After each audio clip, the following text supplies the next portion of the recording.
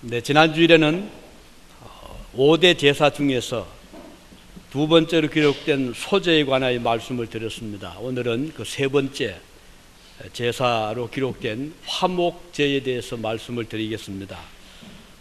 우리가 1년 내내 설교를 듣지만 이 레위기서 5가지 제사에 대해서는 그렇게 흔히 들을 수 있는 그 본문도 아니고 또 내용이 아닙니다. 그렇지만 저희가 지난해부터 창세기, 출애굽기, 지금 레위기를 같이 보면서 이제 그 순서를 따라 가다 보니까 지금은 이 화목제에 대해서 말씀을 드릴 그런 순서가 되었습니다.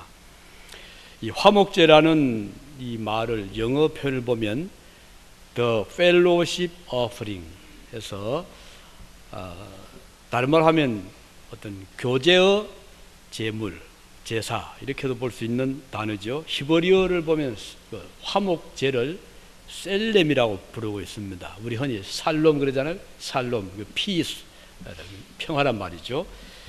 그래서 이 셀렘이라고 하는 이 화목제는 하나님과의 평화를 갈구하는 그런 뜻을 가지고 있는 제사로 볼 수도 있고, 또 한 가지는 감사제, Thanks Offering 이렇게도 볼 수 있거든요.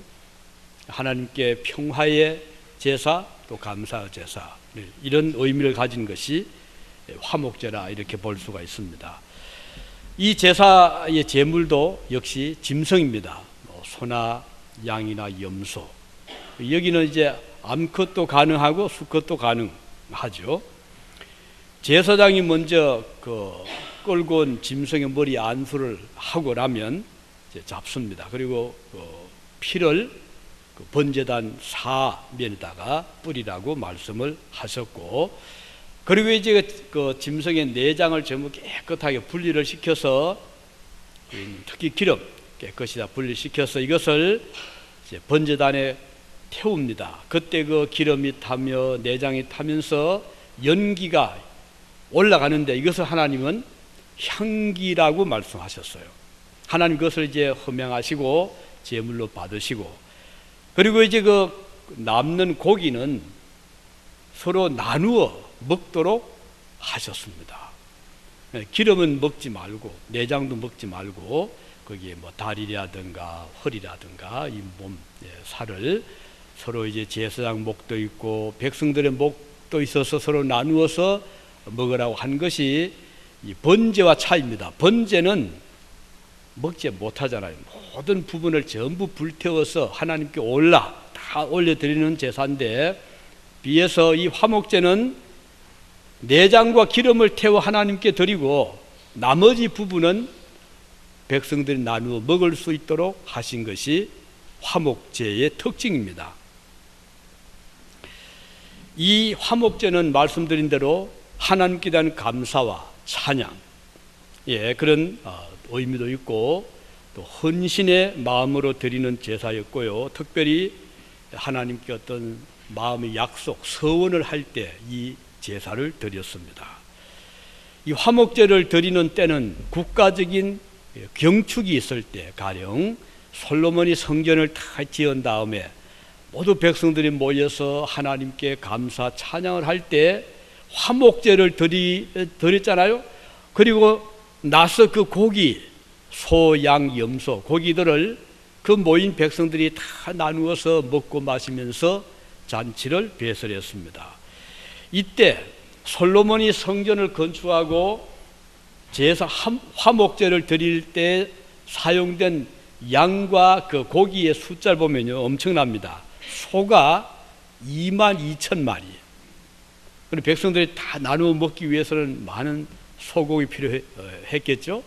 그리고 양은 12만, 엄청난 많은 양을 잡고 소를 잡아서 국가적인 큰 잔치를 배설했음을 볼 수가 있습니다.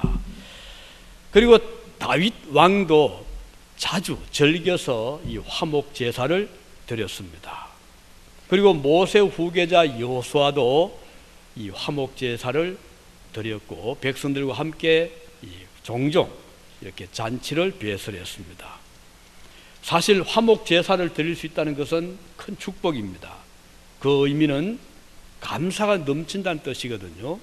하나님께 감사하고 또 하나님과의 교제, 펠로십, 이런 의미에서 화목제는 백성들에게 즐거움을 더해주는 그런 의미가 컸습니다.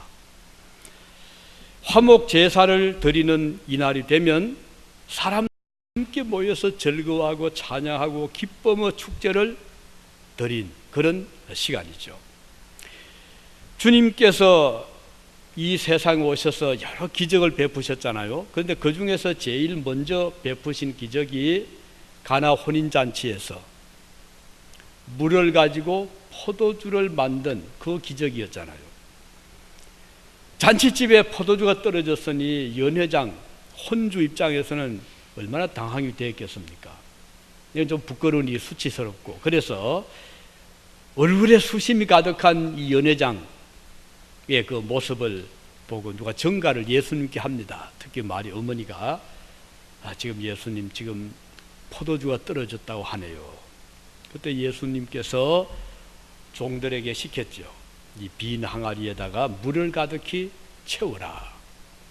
그리고 이제 종들이 뭐 시키는 대로 물을 채웠습니다. 그랬더니 이제는 떠서 연회장에게 갖다 주어라.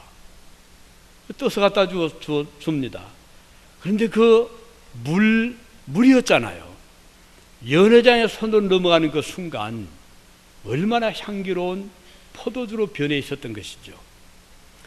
그래서 백성들이 너무 기쁘게 포도주를 마시면서 잔치의 즐거움을 맛보는데 백성들 한 말이 있었습니다.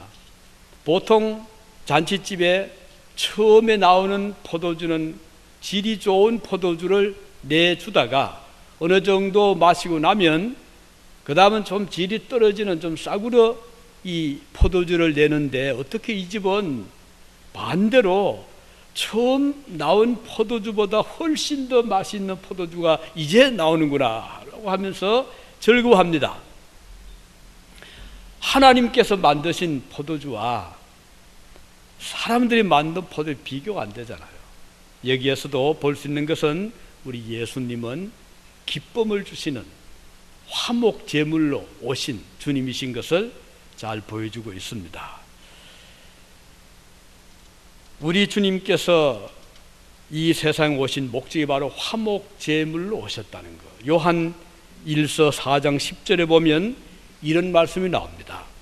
사랑은 여기 있으니 우리가 하나님을 사랑한 것이 아니요 오직 하나님이 우리를 사랑하사 우리 죄를 위하여 화목제로 그 아들을 보내셨음이니라. 화목제로 그 아들에게 보내주셨다. 이렇게 말씀을 하고 있습니다.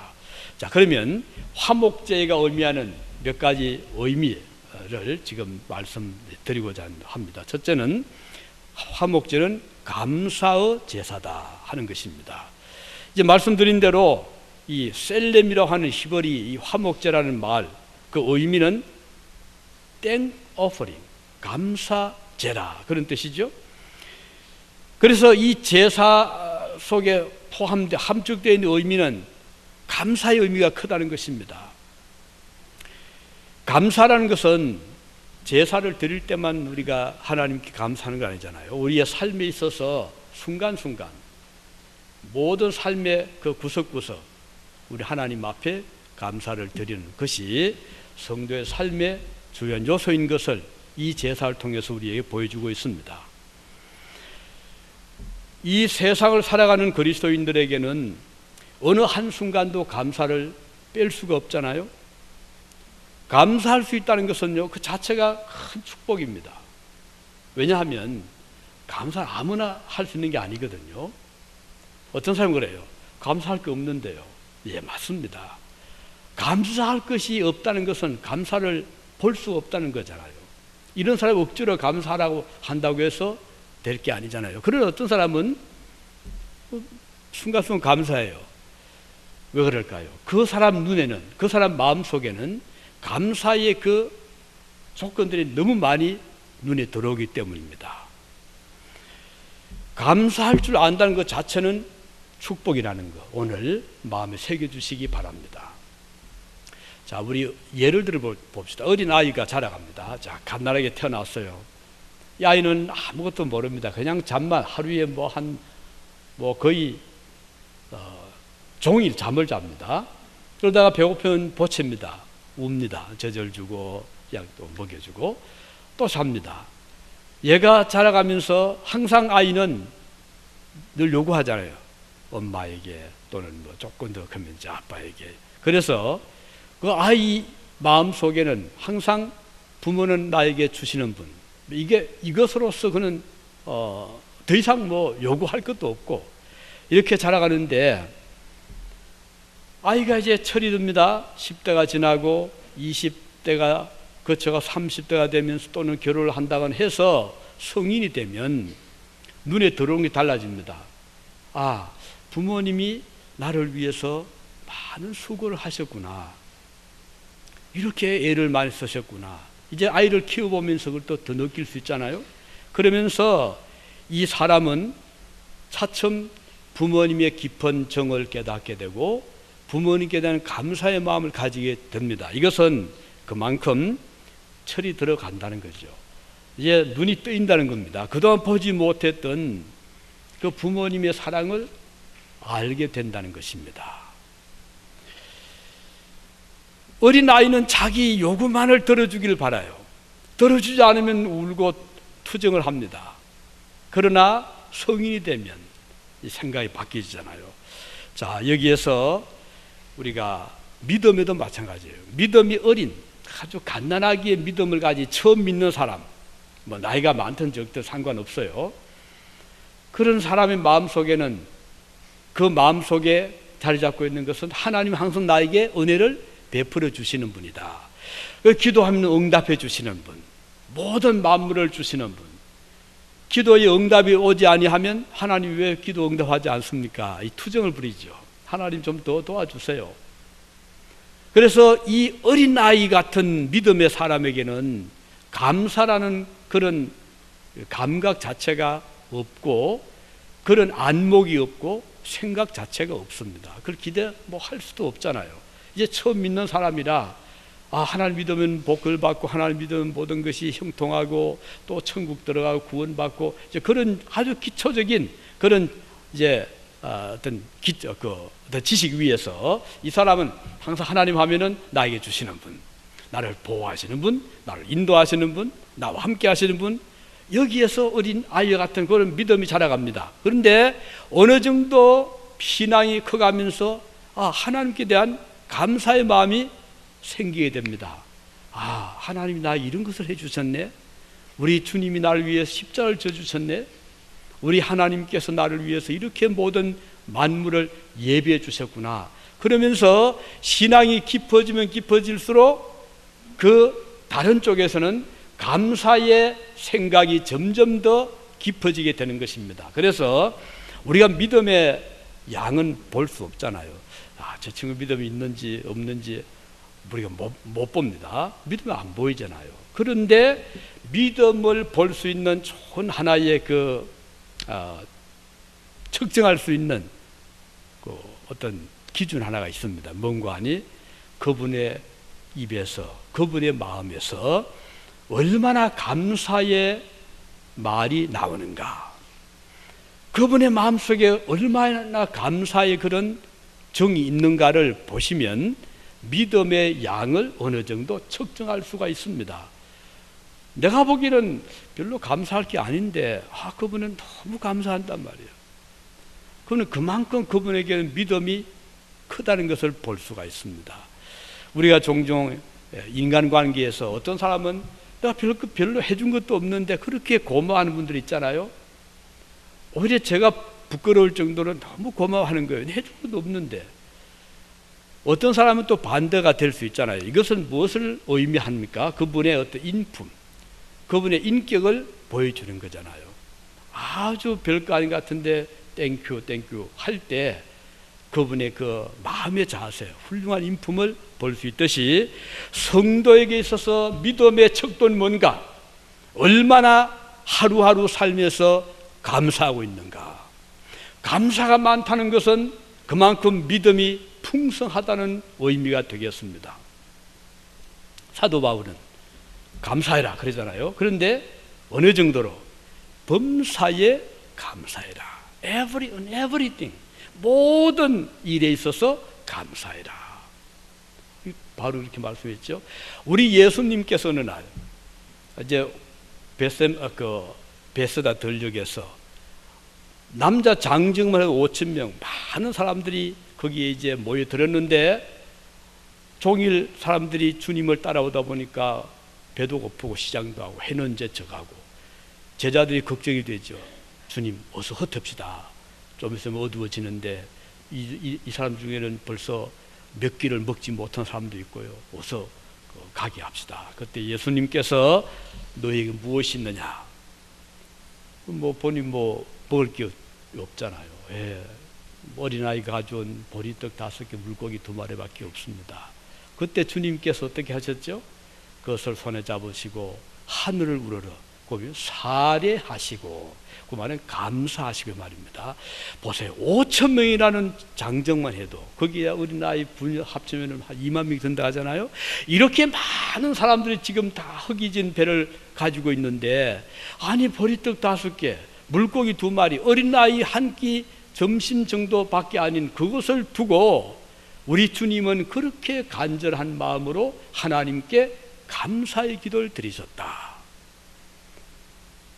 이 참 놀라운 일이잖아요. 자, 여러분의 손에 있는 것이 뭔가요? 이 비교할 수 있잖아요. 저 친구는 저렇게 큰 떡을 가지고 난 너무 적다. 저 친구는 저렇게 좋은 명품을 가지고 난 너무 이름도 없는 버련도 없는 이 가지고 있다. 그러면 상대적으로 감사의 마음이 나올 수 없잖아요. 그러나 믿음이 있다면, 그 마음속에 신앙이 있다면, 그런 어떤 그 종류의 가지고 있는 소유를 가지고 우월을 따지질 않습니다. 하나님께 감사의 마음이 그 속에서 샘솟듯이 용솟음치게 되는 거예요. 그러면 물고기 2마리가 문제 아니라 보리떡 5개가 문제 아니라 하나님 앞에 뜨거운 감사를 드릴 수 있게 되는 거예요. 그것은 그 믿음을 보여주는 겁니다. 오늘 여러분과 제가 이 외국 땅에 어렵게 살잖아요. 상대적으로 보면은 참 우리 이제 겨우 미국에서 좀 뿌리를 내리라 하고 틀을 닦으라 하고 이제 사업을 시작하고 참 척박한, 어떤 의미에서는 정말 힘든 길을 걸어가고 있는데 여기에서 무슨 감사가 있겠습니까? 그래서 많은 분들이 참 피곤히 지쳐 살잖아요. 그러나 우리 그리스도인이라면, 믿음을 가진 성도라면 이런 형편에서 하나님 앞에 감사를 드릴 수가 있는 거예요. 모든 것을 우리가 다 잃는다 하더라도 신앙인은 하나님 앞에 그때야말로 진정한 감사를 드릴 수 있는 거예요. 나에게 무엇이 이루어지고 조건이 충족되어서 드리는 감사야 하나님 없는 불신자들도 할 수 있잖아요. 우리 신자가 믿지 않는 자와 차이가 뭔가요? 우리 그리스도인들은 손에 아무것도 없어도, 비교해 볼 때 내가 너무 부족해도 하나님 앞에 감사할 수 있는 것이 성도의 훌륭한 인품이란 거예요. 화목제를 드리라는 것은 하나님 앞에 감사의 제사를 드려라. 우리가 이 세상을 보면은 사실 믿음의 눈으로 보면요, 감사하지 않을 것이 아무것도 없잖아요. 하늘에 푸른 저 아름다운 하늘을 볼 때, 또 저 자연의 그 향기로운 꽃들을 볼 때, 봄의 향취를 볼 때, 여름의 폭우를 볼 때, 겨울의 저 북풍을 볼 때, 성도는 그 속에서 하나님의 손길을 보게 되고 감사하게 되는 것입니다. 그래서 이 화목제를 드릴 수 있다는 자체는 그분의 믿음이 크다는 거예요. 하나님께 주신 큰 믿음의 은사를 받고 있다는 거거든요. 그래서 오늘 여기 우리 주님께서 주신 그 5가지 제사 중에 저는 화목제가 그래서 굉장히 어트랙티브 하더라고요. 아주 매력적이더라고요. 화목제를 드리는 삶이 되었으면 좋겠다. 하루하루 살면서 아침 눈을 떴을 때 주여 감사합니다. 일을 하면서 주여 감사합니다. 하루 일과를 마쳤을 때 주님 앞에 감사합니다. 이런 삶을 살아갈 수 있다면 그는 매일같이 화목제를 하나님 앞에 드리는 자라고 할 수가 있는 것입니다. 하나님께서 원하시는 것은 성도의 감사입니다. 하나님 참 기뻐하시거든요.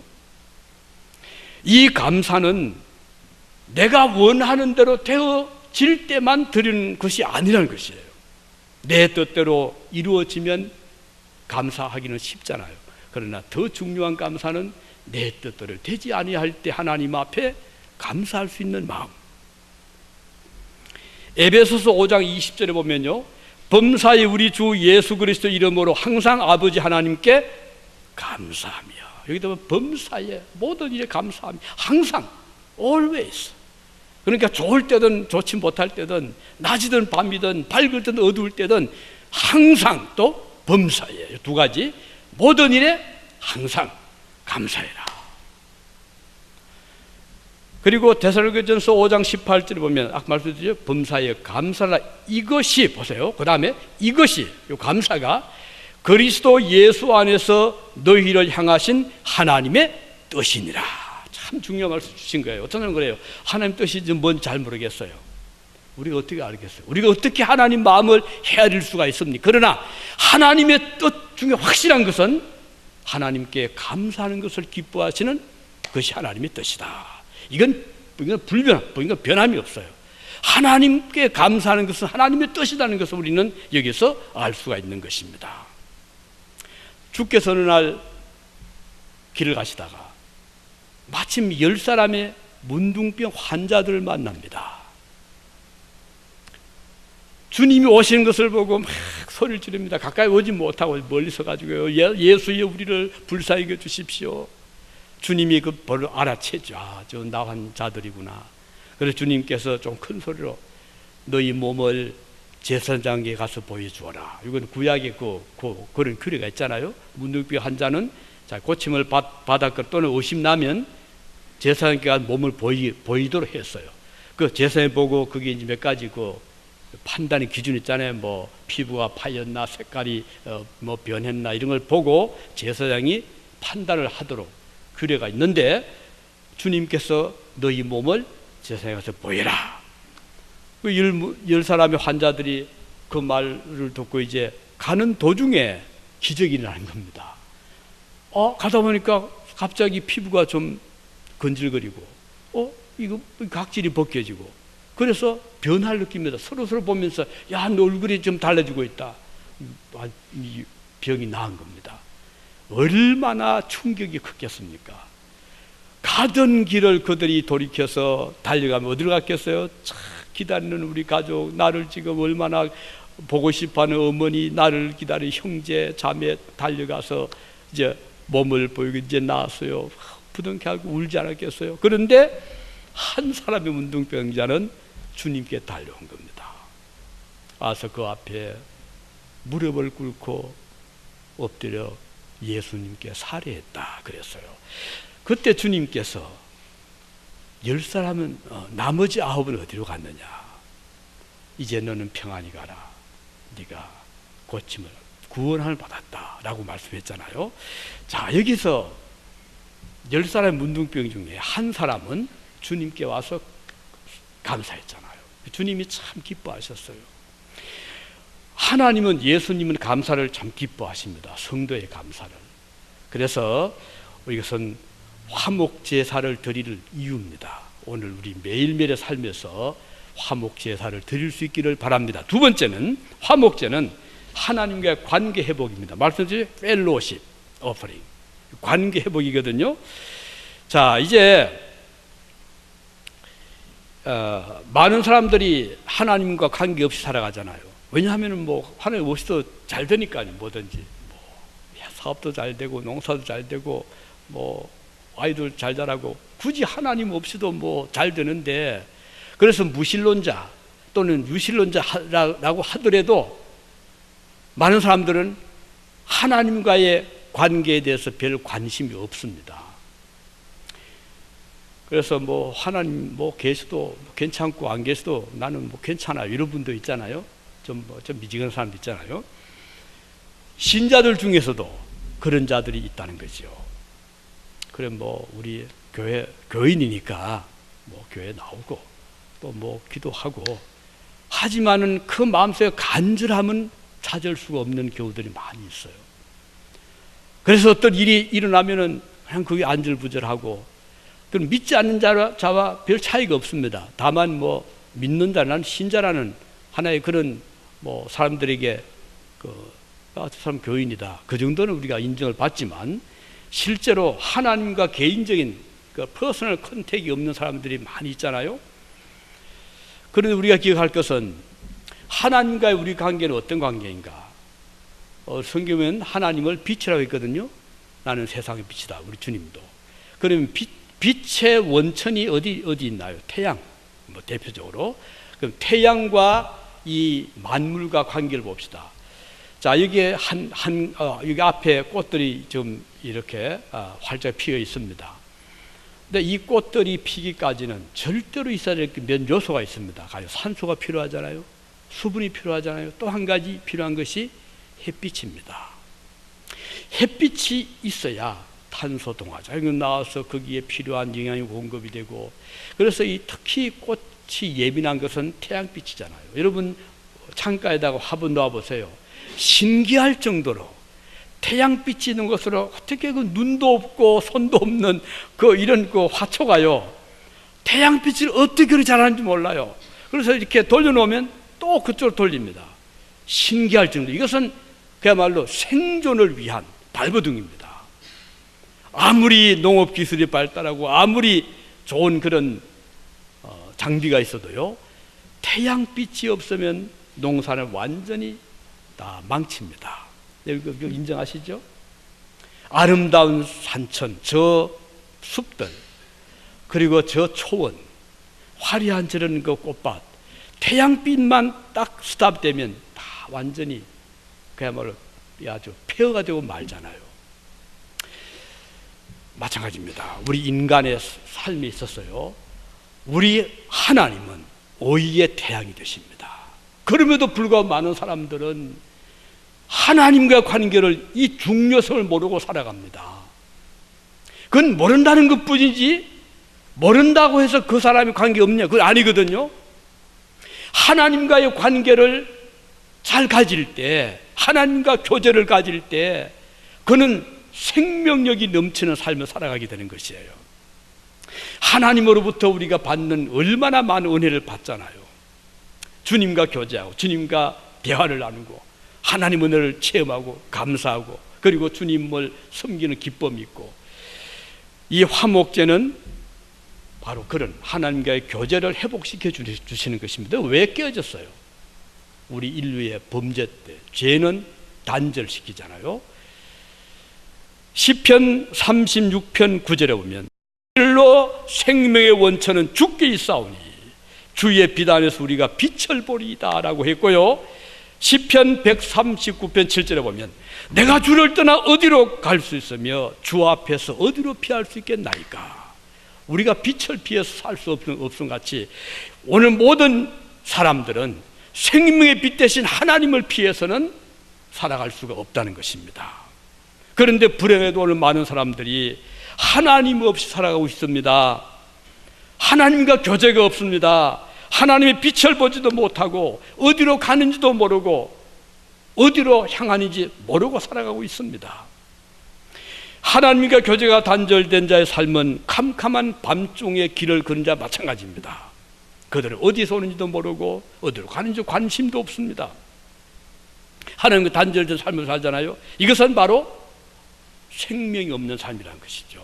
자, 포도나무가 열매를 맺는데 어떤 줄기가 쭉 가지가 길게 뻗어 있습니다. 그런데 신기하게도 어떻게 그 땅 속에 있는 영양분이 그 줄기를 타고 가지 저 끝까지 가서 열매를 맺는지 참 신기하잖아요. 엄청난 그 수분이 줄기를 타고 올라간답니다. 그런데 그 비결은 연결입니다. 가지와 줄기가 탁 붙어 있기 때문에 계속해서 공급이 되기 때문에 잎도 푸르고 꽃도 피고 열매도 맺습니다. 그런데 아무리 가까이 있어도 가지에서 줄기가 딱 끊어지는 그 순간, 보기는 싱싱하고 보기는 뭐 살아있는 것처럼 보일지 모르지만 이미 생명은 끊어지고 만 겁니다. 오늘 많은 사람들이 하나님이 없이 살아가죠. 보기는 멀쩡해 보이잖아요. 보기는 뭐 꼭 같아 보입니다. 그러나 하나님과의 연결이 되어 있는 펠로십이 되는 사람과 되지 못한 사람은 그 차이는요, 하늘과 땅 차이입니다. 하나님과 관계를 가진 사람은 끊임없이 하나님과의 그 교제가 이루어져요. 기도를 통해서 하나님의 뜻을 찾게 되고 하나님의 은혜를, 하나님의 응답을 받게 되며 살잖아요. 하나님의 뜻을 존중하게 되잖아요. 이런 사람은요, 하나님께서 끝까지 동행을 하십니다. 그래서 에녹처럼, 노아처럼 주님과 동행하는 거예요. 하나님이 없는 삶은 잘 나갈 땐 좋아 보이죠. 하지만은 어느 순간이 되면 하루아침에 다 모든 것을 잃고 말잖아요.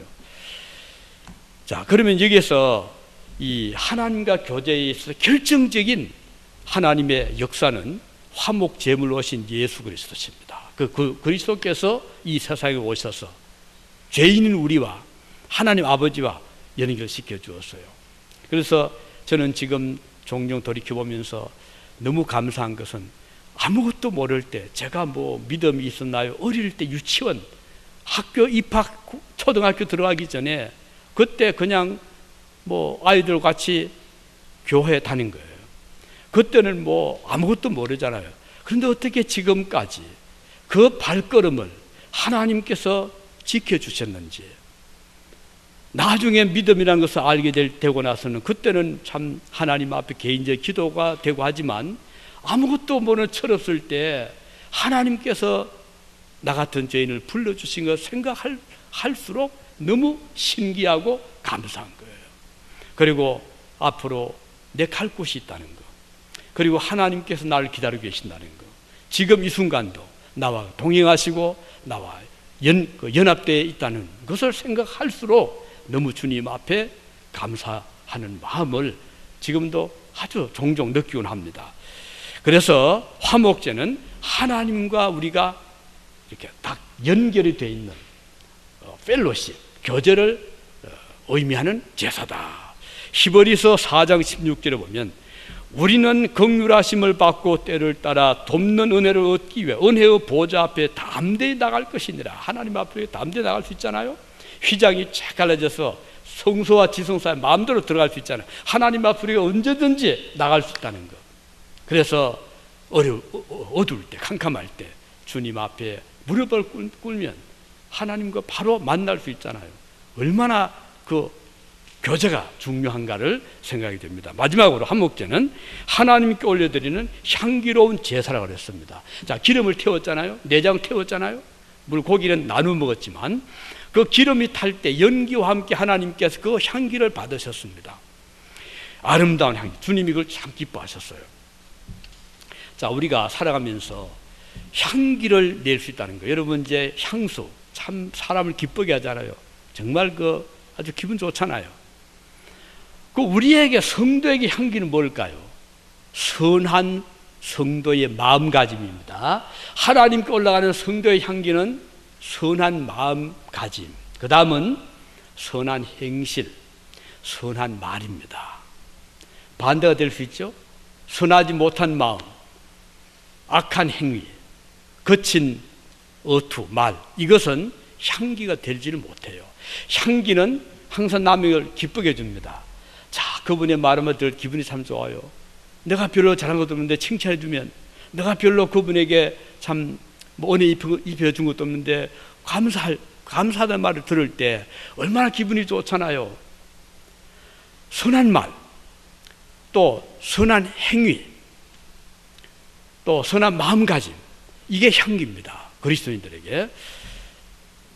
우리는 나와 친할 땐 그렇게 하기 쉽습니다. 내 친구니까, 내 가족이니까, 내 이웃이니까. 그러나 우리가 더 소중한 향기는 내 친구가 아니더라도, 내 가족이 아니더라도, 내 이웃이 아니더라도 우리가 그런 마음을 가질 수 있다면, 자, 예를 들어 봅시다.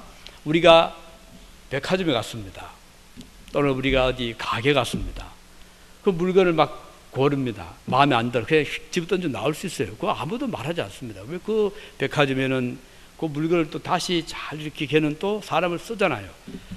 그런데 내가 이것을 사지 않더라도 내가 그렇게 함부로 다루지 아니하고 누군가는 살 거다 생각하고 조심해서 다루어주고 또 조심해서 만져주고 또 그것을 어느 정도 정리해서 두고 나오는 그 마음가짐, 별거 아닌 것 같지만 얼마나 다른 사람에게 기분을 좋게 하잖아요.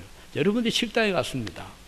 그런데 음식 맛이 뭐 때로는 내 마음에 좀 안 들 수 있죠.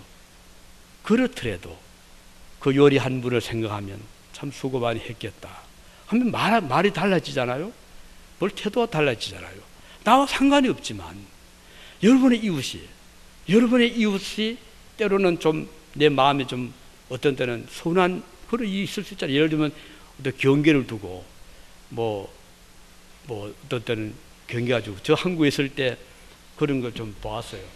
담 하나 두고는 서로 막 다투더라고요. 이거 한 자가 들어왔다 한 자 나갔다 그래가지고는 그 청량서 불러가지고 뭐 재고 이래가지고 하는 걸 보았어요. 참 이웃 간에 정말 얼마나 그 힘든 일들이잖아요.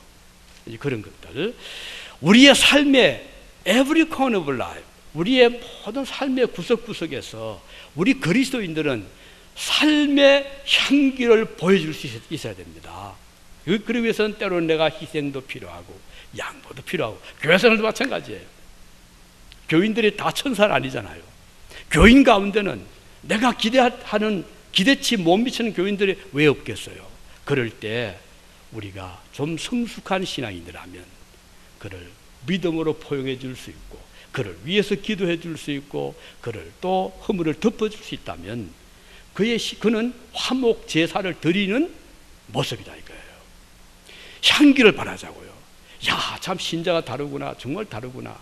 한 번은 시빌가에서 유진에서 제가 그때 뭐 하다가 전할리 보다가 앞에 차가 서는 걸 제가 못 봤어요. 그 차가 서고 쾅 받아. 물론 그때 속도를 많이 내지 않았어요. 쾅 받았습니다. 얼마나 놀랐겠어요. 그래가지고 황급히 내려서 보았더니 한 70 넘으신 한 80 가야 된 할아버지 할머니가 딱 타고 있는 차를 제가 받았거든요. 그래서 제가 뭐 안절부절이죠. 그랬더니 할아버지 할머니가 이렇게 이제 돌아본 차는 뭐 마침 상하지 않았더라고요. 그런데 얼마든지 할아버지 할머니가 바로 그 자리에서 보험증 내주시오 병원에 가면 할 수 있잖아요. 그런데 할아버지 할머니 이렇게 보더니 That's okay. 그대로 가는 거예요. 저는 지금까지 그때 생각하면 그분이 참 궁금해요. 그분이 어떤 분일까? 정말 궁금합니다. 그래서 저는 그걸 겪으면서 우리가 요즘 이 현대 사회가 너무 남에게 손에 안 벌려 가잖아요. 손에 절대 안 벌려 그러고 또 어떠든지 내 이익을 위해서 얼마나 사람들이 지금 그렇게 각박하게 살아가고 있잖아요. 이런 때 우리 그리스도인들이 좀 양보도 해줄 줄 알고 좀 넓은 마음으로 포용해 줄 수 있다면 이게 참 진정한 그리스도인의 향기가 아닐까 이런 생각을 해봅니다. 그래서 사람들에게 기분 좋게 해주고 사람들의 기쁨을 주고 우리가 가는 곳 만날 사람마다 그분을 만나면 참 나는 기분이 좋다 마음이 편하다 이게 바로 그리스도의 사자들이 아니겠어요? 그래서 더 만나보고 싶어하고 그분을 참 존경하게 되는 우리 성도의 삶의 자세 이게 실제적인 오늘 성도들이 하나님 앞에 드리는 화목제라는 것을 생각하게 됩니다. 말씀 뵙겠습니다. 로마서 12장 1절에 보면 그러므로 형제들아 내가 하나님의 모든 자비하심으로 너희를 권하노니 너희 몸을 하나님이 기뻐하시는 거룩한 산 제물로 드리라. 이는 너희의 드릴 영적인 예배니라. 하나님 앞에 우리 몸과 마음을 산 제물로 드리는 성도들이 되시기를 바랍니다. 기도하시겠습니다. 은혜로우신 우리 아버지 하나님 감사드립니다. 오늘 저희들이 화목 제사에 대해서 들었습니다. 우리의 하루하루 삶을 통해서 우리가 산 제물이 되어 하나님 앞에 감사의 삶을 살게 하시고 또 아름다운 교제의 삶을 살게 하시며 향기를 많은 사람들에게 전할 수 있는 삶을 사는 저희들이 되게 하여 주옵소서. 우리 주님의 이름으로 기도드리옵나이다. 아멘. 이 시간 우리 찬양 들으시면서 준비하신 헌금